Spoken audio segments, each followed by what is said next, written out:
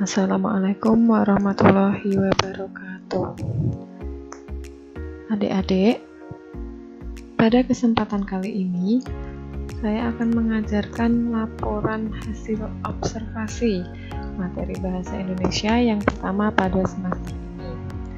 Nah, pada laporan hasil observasi kalian akan mempelajari yang pertama adalah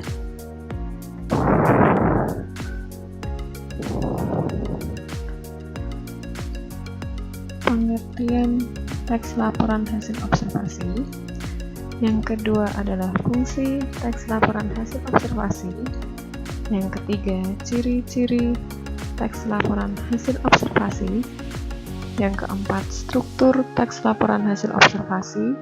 Dan yang terakhir adalah kaidah kebahasaan teks laporan hasil observasi. Kita masuk materi yang pertama, pengertian teks laporan hasil observasi. Teks laporan hasil observasi merupakan teks yang berisi penjabaran umum atau melaporkan suatu hal berdasarkan hasil pengamatan. Jadi, adik-adik di sini harus melakukan pengamatan terlebih dahulu untuk membuat teks laporan hasil observasi. Kita masuk yang kedua, yaitu fungsi.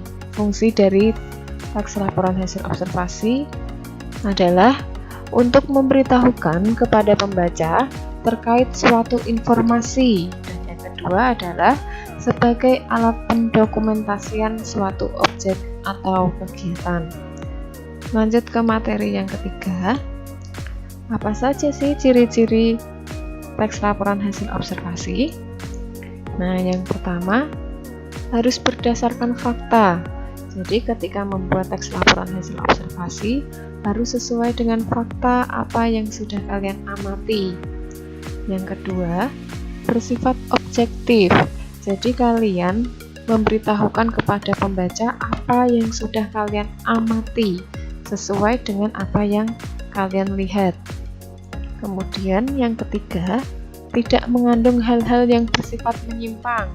Di sini maksudnya sesuai dengan apa yang sudah kalian amati, tidak kalian tambah-tambahi ataupun kalian kurangi. Dan yang terakhir, ditulis secara lengkap. Ditulis secara lengkap ini dari awal sampai akhir, apa yang sudah kalian amati, itulah yang harus kalian tuliskan. Kemudian, selanjutnya adalah struktur teks laporan hasil observasi. Yang pertama adalah pernyataan umum. Pada bagian ini berisi pembuka atau pengantar yang akan disampaikan.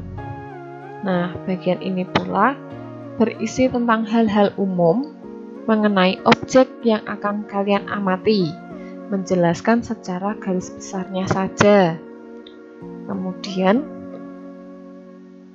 deskripsi bagian. Struktur deskripsi bagian ini berisi penjelasan detail mengenai objek dan bagian-bagian yang sudah kalian amati. Jadi di deskripsi bagian ini apapun yang akan kalian sampaikan harus dijelaskan sejelas-jelasnya pada bagian ini. Kemudian yang terakhir adalah deskripsi manfaat. Pada bagian deskripsi manfaat ini menunjukkan bahwa apa yang kalian amati itu memiliki manfaat pada kehidupan. Selanjutnya, kaidah kebahasaan teks laporan hasil observasi. Yang pertama, ada penggunaan kata atau frasa nomina dan verba. Nah, nomina ini adalah kata benda dan verba adalah kata kerja, sedangkan frasa adalah dua kata atau lebih yang bersifat non-predikatif. Intinya, frasa itu minimal ada dua kata. Contoh dari frasa nomina, buku bahasa Indonesia, dan contoh dari frasa verba adalah sedang bermain.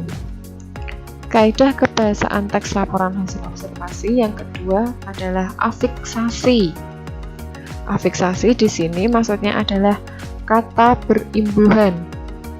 Contoh dari kata berimbuhan yang termasuk jenis nomina saya contohkan adalah kata perkataan, sedangkan contoh dari afiksasi verba contohnya adalah kata berkata yang mendapat imbuhan ber. Selanjutnya, kaidah kebahasaan teks laporan hasil observasi yang ketiga yaitu menggunakan kalimat definisi dan kalimat deskripsi. Kalimat definisi adalah kalimat yang menjelaskan suatu hal atau suatu kegiatan. Nah, dalam kalimat definisi ini, ciri-ciri yang paling mudah dipahami mengandung kata adalah. Saya berikan contohnya. Mamalia adalah hewan yang menyusui. Ada kata adalah dalam kalimat tersebut. Kemudian kalimat deskripsi. Kalimat deskripsi itu kalimat yang menggambarkan sifat atau ciri-ciri khusus atau ciri khas suatu hal atau suatu objek yang akan kalian amati. Contohnya di sini, ikan paus memiliki tubuh yang sangat besar. Jadi ciri-ciri ikan paus itu besar. Kemudian kaidah kebahasaan teks laporan hasil observasi yang keempat yaitu adanya kalimat simpleks dan kalimat kompleks. Kalimat simpleks itu kalimat yang hanya terdiri dari satu struktur, minimal ada subjek dan predikat.